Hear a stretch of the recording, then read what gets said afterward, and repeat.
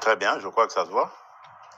Je vais très bien. En fait, j'ai tout simplement fait accepter une prise en charge de mon premier médecin de 2022 que j'avais invité à Kinshasa parce que je ne voulais pas bouger de Kinshasa, même s'il devait y avoir une intervention chirurgicale. Et donc, en le faisant venir, il a apprécié évidemment le matériel que nous avons à l'hôpital du Kanchachi, mais il a préféré, pour être sûr et couvert par ses assurances, que je vienne ici moi-même et qu'il examine cela. Ce que j'ai fait. Donc, dans le timing qu'il fallait, j'ai attendu de présider le dernier conseil des ministres du vendredi d'avant celui du 2 août dernier. Et puis, après, j'ai pris l'avion. Les examens se sont très bien passés et je devais observer un petit moment de convalescence pour pouvoir retourner. Et là, je suis en forme et prêt à revenir aux affaires. Monsieur le Président, quand comptez-vous rentrer au pays exactement? Bon, le plus tôt possible. Vous le saurez très très bientôt. Vous êtes totalement rétabli donc? Totalement, mais je vous le dis, je suis d'attaque à nouveau. Donc vous le saurez très très bientôt. Je suis prêt à rentrer le plus tôt possible. Alors vous allez rentrer dans un pays où le dollar est en hausse. Permettez-nous de parler un peu de la situation actuelle de notre pays. Dollar en hausse, pouvoir d'achat en baisse. Que fait le président de la République, candidat élu il y a 8 mois aujourd'hui, réélu président de la République? Qu'en dit-il? Il se solidarise évidemment avec la population. Je sais que ça fait partie d'un de mes engagements, celui de réduire le pouvoir d'achat. Et la première ministre, Madame Judith Souminois, est très très bien outillée et instruite pour faire face à ce genre de choses. Hier, il y a eu la commission ECOFIR qui s'est réunie sous la présidence du vice-premier ministre, ministre de l'économie, M. Moukoko Samba, et qui a pris un train de mesures qui, je suis certain, vont baisser la tension sur les marchés. Et à propos du dollar, bon, c'est le combat habituel. Vous savez, nous avons une économie fortement dollarisée qui dépend beaucoup de toutes les fluctuations de cette dernière monnaie. Et nous essayons de prendre des mesures assez urgentes, mais qui seront difficiles évidemment à mettre en œuvre parce qu'il faut inverser la tendance actuelle à faire dépendre notre économie de l'importation en produisant localement. C'est pour ça que nous avons un fameux programme très ambitieux d'ailleurs agricole pour essayer de nous mettre à l'abri de ce genre de choses. Et il y a des inspecteurs aujourd'hui, des inspecteurs économiques qui sont lancés sur les marchés pour surveiller aussi la façon dont les prix sont fixés. Parce qu'attention, ça peut aussi être une cause ou une raison de sabotage. Vous savez que nous sommes un pays en guerre. Nos ennemis essayent de nous déstabiliser de toutes les manières qui soient. Ils le font par la guerre et ils peuvent le faire autrement aussi par la hausse des prix. Ennemis internes et externes, j'entends, parce que beaucoup de ceux qui nous combattent à l'intérieur sont passés par les affaires dans ce pays, détiennent beaucoup de mécanismes pour jouer aussi sur les prix. Donc c'est un combat en permanence. Moi, ce que je veux dire à nos compatriotes, c'est que ça fait partie de mes 6 engagements. Qu'ils ne me jugent pas maintenant. Nous venons à peine de nous installer. Vous avez vu tout ce remue-ménage qu'il y a eu depuis les élections. Le gouvernement souminois ne vient vraiment que de prendre les choses en main. Qu'ils continuent à nous faire confiance. Ils m'ont fait confiance le 20 décembre 2023, eh bien, qu'ils continuent à me faire confiance. Je respecterai mes 6 engagements jusqu'au dernier. Monsieur le Président, j'ai une question un peu dérangeante. Écoutez, si vous la trouvez dérangeante, peut-être pas pour moi, hein, allez-y. Vous avez été élu brillamment avec 73%. Bien sûr. Et à l'époque, il n'y a pas eu de sondage d'opinion, mais votre cote était très haut.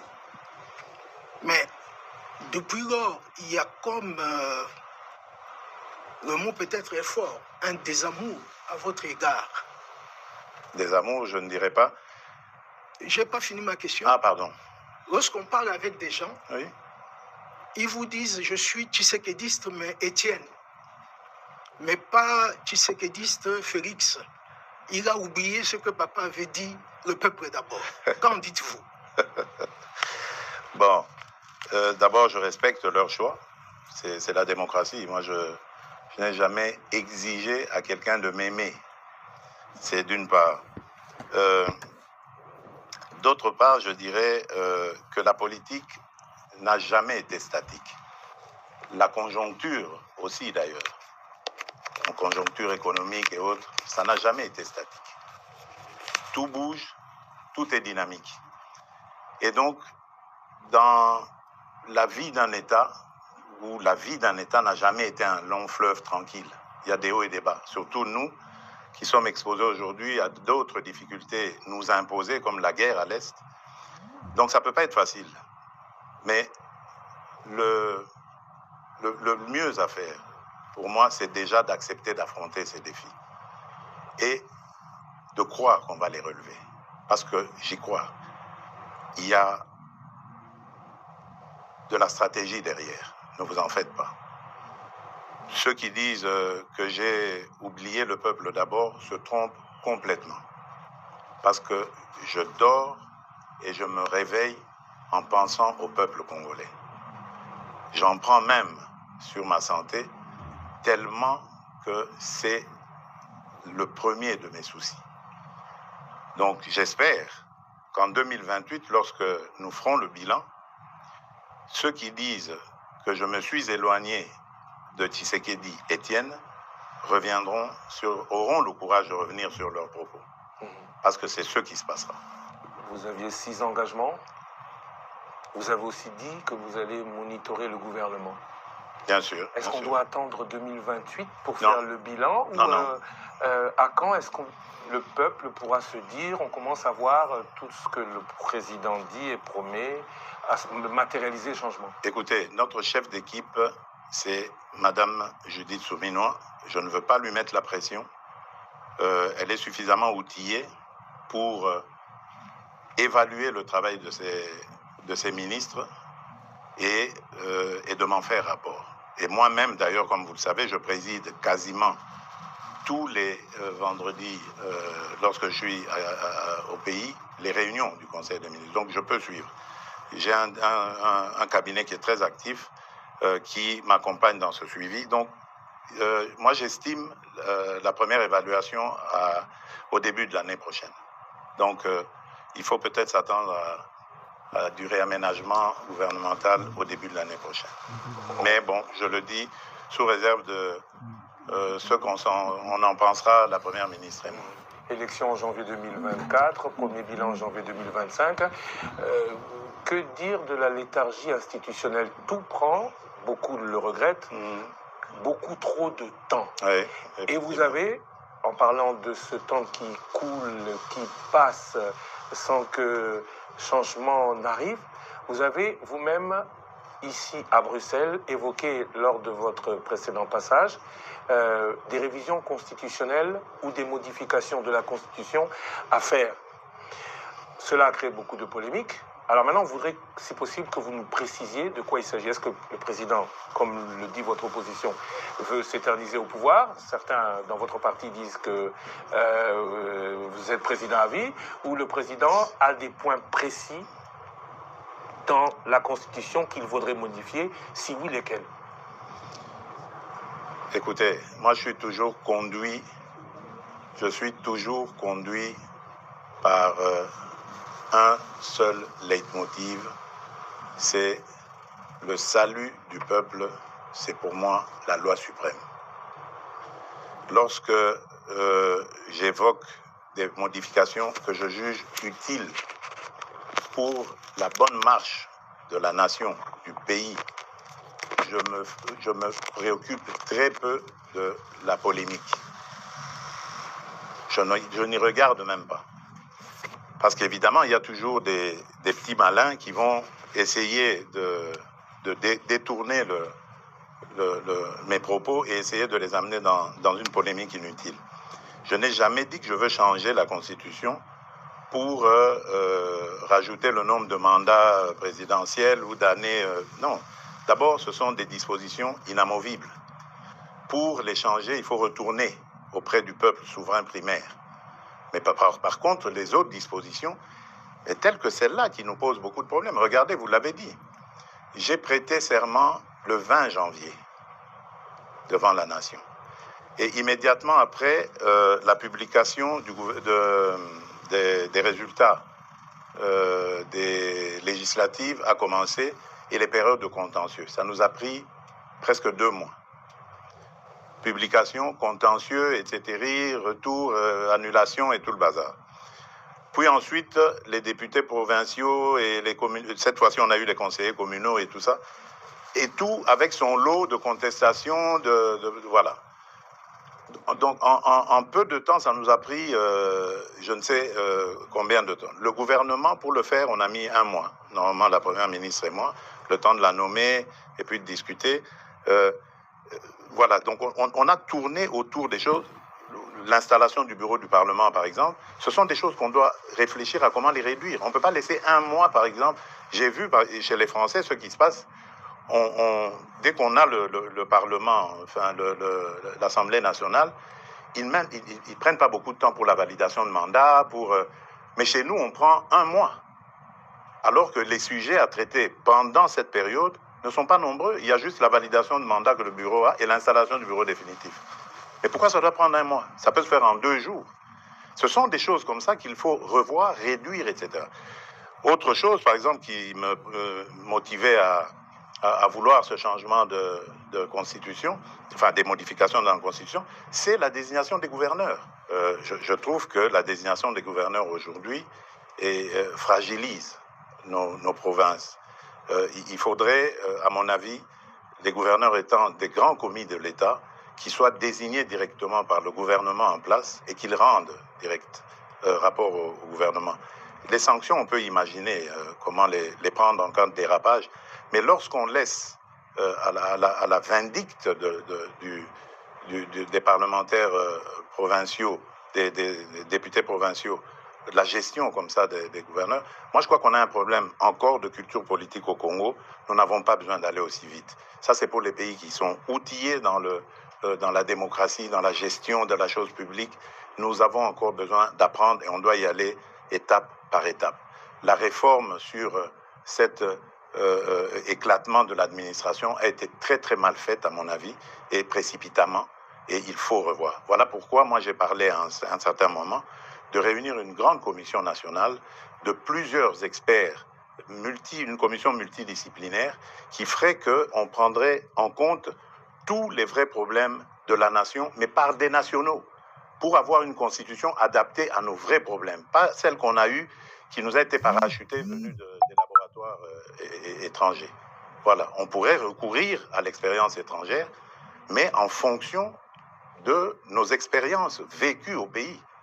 Aujourd'hui, moi je suis désolé, mais notre pays s'éclate de plus en plus à cause de toutes ces élections provinciales et autres qui radicalisent le tribalisme, le clanisme. Aujourd'hui, vous allez, par exemple, je prends le cas de l'ex-Grand Katanga, mais vous trouverez quelqu'un, par exemple, qui a vécu à Lubumbashi, mais parce qu'il est originaire du Lualaba, on lui conteste le fait de pouvoir aspirer à quoi que ce soit à Lubumbashi, soi-disant parce qu'il y a eu découpage et que maintenant sa place est au Lualaba. Mais qu'est-ce que ça veut dire? Le pays va volo, là. Donc on doit faire attention. Je veux bien démembrer les choses, je veux bien rapprocher l'administration le plus près possible des administrés, mais attention, je tiens à l'unité de la nation. J'en suis garant. Monsieur le Président, nous abordons maintenant la situation à l'est du pays. Oui. Aujourd'hui, c'est quasi certain que le Rwanda a relancé le M23 après le réchauffement des relations entre la RDC et l'Ouganda. Très bien. C'est acquis maintenant. Il y a eu la réunion à Rwanda, pour ne pas rentrer dans tous les détails. Il y a eu début de dialogue. Mais il y a des voix qui commencent à dire qu'il faut un peu de bon sens pour que on commence à négocier. Avec qui? C'est la grande question. Et mon autre question, c'est que négocier avec qui? Mais quoi? Négocier quoi? Voilà. Très bien. Écoutez-moi bien. Jamais, au grand jamais, tant que je serai président de la République démocratique du Congo, je n'aurai en face de moi la délégation du M23 ou de l'AFC, là où je ne sais pas, pour négocier. Jamais. Ce que j'ai dit, c'est que je veux parler avec le Rwanda, pas négocier, vous avez raison. Parler avec le Rwanda pour demander à M. Kagame, criminel de son État, qu'est-ce qu'il a à voir contre mon peuple?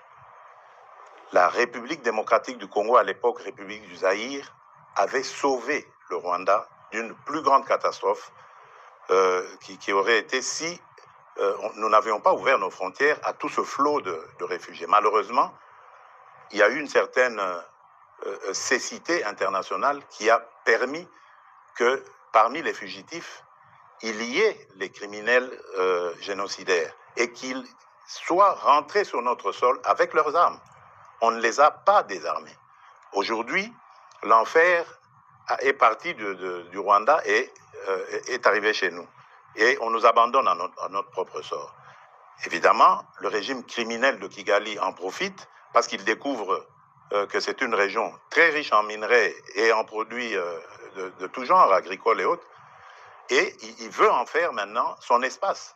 Et ça, nous ne disons jamais, il n'y a rien à négocier. C'est chez nous. Ce qu'ils n'ont à faire, c'est une seule chose, de plier bagage. Et si je veux parler avec le Rwanda, c'est pour ça, pour dire, bon, c'est quoi votre problème, pour nous laisser tranquilles. Pas pour vous donner quelque chose, mais pour nous laisser tranquilles. Si vous pensez qu'il y a encore quelque chose chez nous, on va la régler et on vous règle ça et puis c'est terminé. Ils ont donc parlé des FDLR. Nous sommes aujourd'hui à Luanda pour parler de ces histoires-là. Cesser le feu et comment régler le problème de FDLR. C'est tout. Donc, ce n'est pas des négociations pour, après, arriver à des... comment ils appelaient ça? La mixage, instaurer brassage, mixage. Niet. Ça, il n'y aura plus. Ils peuvent arrêter de rêver. Et d'ailleurs, c'est parce qu'ils le savent que vous avez vu qu'ils ravivent encore ce M23, coquille vide, dans un territoire d'ailleurs qui est sous leur contrôle. Donc vous voyez que c'est de la propagande en fait. Ils veulent faire croire que, d'abord ils font cette comédie, ils font dire au M23 qu'ils ne se sentent pas concernés par Luanda, alors que tout le monde sait que c'est Kigali qui les pilote. Ensuite, ils les ravivent un peu pour dire, vous voyez, nous sommes capables de reprendre les armes. Ok. Nous savons et nous sommes inscrits dans le processus de Luanda. Et d'ailleurs, demain, des pourparlers vont commencer pour justement se pencher sur le plan de cessez-le-feu et de retrait et le plan d'anéantissement des FDLR. Et nous disons, si à côté de ça, le grabuge continue, nous continuerons à tenir pour responsable Kigali. Et pour nous, le provocateur numéro 1, ce sera lui, et les conséquences, ce sera à lui de les assumer. Et c'est ça le problème. Et si ça continue, beaucoup pensent que cette guerre n'est pas qu'une guerre des richesses, mais surtout une guerre de conquête du territoire. On a beaucoup parlé de balkanisation. C'est une guerre de richesse. Mais est-ce que c'est une guerre de conquête des territoires, justement, des territoires riches. Vous pensez que s'il n'y avait pas tous ces minerais rares et tant prisés dans le monde, dans ce sous-sol de chez nous, là-bas, dans le Massissi, Rutshuru et tout ça, ils seraient venus. Ils nous laisseraient tranquilles. C'est des sols riches et des sous-sols riches. C'est ça qui attire. Et maintenant, pour que ce soit définitivement mis en coupe réglée, sous coupe réglée, eh ben, ils veulent le couper de la RDC. La balkanisation est donc encore possible dans leur tête, pas chez nous. Jamais, elle n'est pas possible. Mais parler avec le Rwanda, c'est lui donner un minimum de bonne foi. Est-ce que vous pensez qu'il de bonne foi, j'y crois pas. Je n'y crois pas. J'ai testé leur bonne foi. Je n'y crois plus du tout. Maintenant, c'est la pression. Je remercie les États-Unis d'Amérique parce que c'est eux qui nous apportent beaucoup de choses. D'ailleurs, vous avez vu, au départ, il y a eu une trêve. Maintenant, il y a un cessez-le-feu. Je vous dis, ce n'est pas le Congo qui l'a demandé. Malgré la chute de Kanyabayonga, de Rwindi avant, ce n'est pas la RDC qui l'a demandé. C'est le Rwanda. Mais il savait qu'il ne pouvait pas nous le demander direct et le faire accepter. Il est passé par les Américains que nous écoutons.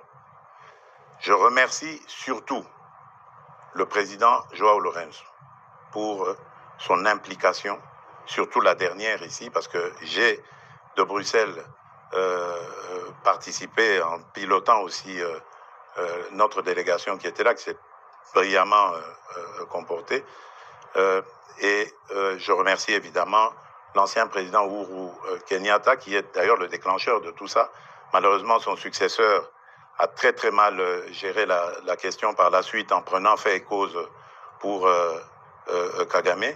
Peu importe, de toutes les façons, il n'était pas partie prenante de ce processus. Lui, il l'a trouvé en arrivant, en étant élu. Peu importe, mais le processus de Luanda est là et il fonctionne très bien grâce à la maestria du président João Lourenço. Et le président Uhuru Kenyatta est un très bon facilitateur issu du processus de Nairobi, qui malheureusement a été vidé de sa substance, mais le président, sa crédibilité du président Uhuru reste, elle demeure. Voilà, je tenais à le dire parce que je suis convaincu que là, nous sommes engagés sur la bonne voie grâce à ces partenaires et que nous aurons la solution. Je suis vraiment convaincu cette fois-ci. Après la situation là, je voudrais parler avec vous de tous ces scandales financiers avérés ou supposés. Ce qu'on constate surtout, c'est qu'il n'y a aucune poursuite judiciaire ou suspension de qui que ce soit. Pourquoi la justice ne répond pas? Bon, écoutez, d'abord, le travail de la justice consiste à faire des enquêtes. Je crois qu'il faut faire très attention. Ne tombons pas dans la facilité, dans l'invective. Et c'est ça que je déplore avec ces fameux réseaux sociaux. Parce qu'on peut, comme ça, à cause des réseaux sociaux, vous défaire l'honneur et la dignité d'un individu. Moi, je tiens beaucoup à ces choses-là. Vous ne me verrez jamais humilier quelqu'un, même si c'est mon pire des ennemis. Je n'aime pas ça. J'ai toujours un brin de respect pour la personne. Or, les réseaux sociaux, ce n'est plus ça. Il suffit qu'on cite votre nom, Lusaku et nos voleurs, ça y est. Si c'est bien mis en place, ça y est, vous êtes condamné, c'est terminé. Donc, laissez à la justice le soin de faire son travail. Mais j'aimerais dire quelque chose à propos de toutes ces affaires. Mais moi, je m'en réjouis. Je m'en réjouis parce que ça n'existait pas dans ce pays-là. Pourtant, des affaires, il y en a. Dans les casseroles, là. Et là, je suis déterminé. Vous avez vu le ministre qui est là, il a cette mission. On va ouvrir les placards et on va sortir les cadavres des placards pour montrer que ce pays a été trahi, pillé et volé plus que jamais vous pouvez imaginer avant moi. Aujourd'hui, au moins, nous avons des gens qui dénoncent. C'est déjà ça. Ça veut dire que la corruption avait vraiment été une seconde nature dans ce pays. Donc, ne vous en faites pas. Réjouissez-vous quand vous entendez ces choses-là. Malheureusement, c'est récupéré par les réseaux et c'est ça qui désoriente un peu l'opinion, qui désoriente. Parce qu'il faut laisser la justice sereine. Vous savez qu'elle est déjà malade. On est en train de travailler à la remettre en place. Donc, il faut lui laisser le temps de faire son travail. On va leur donner encore plus de moyens de travail pour que la justice soit dite. Parce que, attention, on a affaire à parfois des chefs de famille, on a affaire à des gens qui tiennent à leur dignité. On ne peut pas la jeter en pâture comme ça en disant, voilà, ça y est, il est voleur. Non, prenez votre patience. Jamais justice n'a été expéditive. Regardez, dans nos pays à tradition démocratique ici, il y a des procès qui durent 10 ans, 15 ans de corruption. Mais pourquoi est-ce que vous voulez que, parce qu'un nom a été cité, le lendemain, il doit être condamné? Mais non. Il faut lui donner les moyens de sa défense et voir comment ça va se passer. Monsieur le Président, vous avez cité le ministre de la Justice sans le citer. Justement, je voudrais poser une question à son sujet. Ouais. Sa nomination en tant qu'opposant a surpris agréablement beaucoup de gens. Très bien. Est-ce qu'on peut interpréter ça comme une ouverture aux forces de l'opposition? Bien sûr. Est-ce que c'est un jargon que vous passez? Bien sûr. Pour dire que vous voulez rassembler... Bien sûr, c'est une ouverture, bien sûr. Dernièrement, j'ai reçu, pour l'anecdote, les évêques de la Cinco, le jour où ils ont élu leur nouveau président, leur nouveau bureau. Et dans nos discussions, je ne vais pas les dévoiler ici, mais il y a eu une demande allant dans ce sens. Mais ma réponse était claire. J'ai dit, mes seigneurs, je suis à votre disposition. Je ne demande que ça. Mais dites-moi, comment vais-je m'y prendre? J'ai pris l'exemple que de trois opposants. J'ai commencé par Martin Fayoulou. Je dis, mais il n'a jamais reconnu les résultats des dernières élections. Comment est-ce qu'il acceptera ma main tendue? Moïse Katumbi était prêt à faire la même chose. Il avait même fait la même chose, mais grâce, évidemment, à la pression des siens, il a accepté qu'il rentre dans les institutions, mais lui reste borderline. Joseph Kabila, n'en parlons pas. Lui, il a carrément boycotté les élections et prépare une insurrection, parce que l'AFC, c'est lui. Donc, dites-moi, je fais quoi? Je n'avais pas eu de réponse. Mais j'ai parlé d'autres qui sont plus conviviaux, plus participatifs. Et je rends ici, par exemple, hommage à quelqu'un comme Adolphe Muzito et même un petit peu le docteur Mukwege aussi, qui malgré leur position d'opposants, qui font parfois de commentaires objectifs. Quand quelque chose va, ils applaudissent, ils sont contents. Le docteur Mukwege avait reçu une délégation du FONAREV encourageant, promettant de s'impliquer dans le combat du FONAREV, qui n'a rien à voir avec la politique. Ce sont nos victimes que nous voulons aider. Ce sont ces monstruosités que nous ne voulons plus revoir dans notre pays. Voilà un patriote qui se dit, au-delà de mes penchants politiques, j'y vais. J'aurais aimé que tout cela vienne se dire, on nous attaque par le Rwanda injustement, liguons-nous autour du président et combattons. Mais non, malgré ça, il y en a qui collaborent, l'AFC collabore avec le Rwanda contre la République démocratique du Congo. Monsieur Muzito, hommage à lui, lorsque nous avons terminé la 6e revue avec le FMI, premier fait dans l'histoire de la République démocratique du Congo. Jamais les revues avec le FMI n'avaient été jusqu'à leur terme dans notre pays. C'est la première fois que ce gouvernement arrive et c'était sous la direction du ministre des Finances, Nicolas Kazadi, que l'on jette en pâture aujourd'hui. Mais Adolphe Muzito m'a envoyé un message de félicitations. Et lui, il est très bien outillé pour savoir ce que ça signifie. Vous voyez, mais il n'est pas au gouvernement, il n'a pas de privilège, il reste objectif. Ça, c'est des vrais hommes d'État. C'est ça que nous devons voir dans notre pays. On parle de l'opposition, je voudrais un peu parler du parti au pouvoir. Bien sûr, oui. Crise à l'UDPS. Appel à la médiation du président qui est au-dessus des partis. Alors le président fait quoi? Le président dit quoi? Parce qu'il a quand même président, encore le cœur à l'UDPS. Bien sûr, bien sûr. L'UDPS, c'est mon école. Et je suis issu de là. J'ai fait toutes mes classes politiques à l'UDPS. Le président n'est pas inquiet du tout. Je me réfère d'ailleurs à un terme qu'aimait beaucoup utiliser mon mentor, notre leader historique, Étienne Tshisekedi, qui appelait ça vitalité démocratique. Donc, de ce choc des mots jaillira la lumière. La seule chose que je déplore, c'est ce que j'ai dit tout à l'heure, c'est l'usage des réseaux sociaux. À l'époque, quand nous nous battions comme ça, On le faisait dans des salles entre 4 yeux ou sur le net, mais entre nous, sur nos sites, comment on appelait ça encore, là, les sites de discussion qu'on avait à l'époque, quand on n'avait pas encore ces réseaux sociaux. Et c'était bien, ça se passait, c'était chaud, bien sûr, bouillant, mais démocratique. Et ça terminait toujours par s'arranger. Et je vous promets, ça va s'arranger. Je ne suis pas du tout inquiet. C'est des choses qui arrivent. Je ne veux pas, en tout cas, que ça prenne des allures du genre de ce qu'on a vu avec les forces du progrès, que je condamne complètement. Mais je tiens à ce que... enfin, je suis sûr plutôt que les choses vont rentrer dans l'ordre. Pas de problème. Je voudrais aborder une question que vous connaissez et maîtrisez très bien, les relations avec la Belgique. Oui, bien sûr. C'est mon autre Congo. Voilà, justement, en 2019, vous avez justement dit que c'est l'autre Congo pour vous.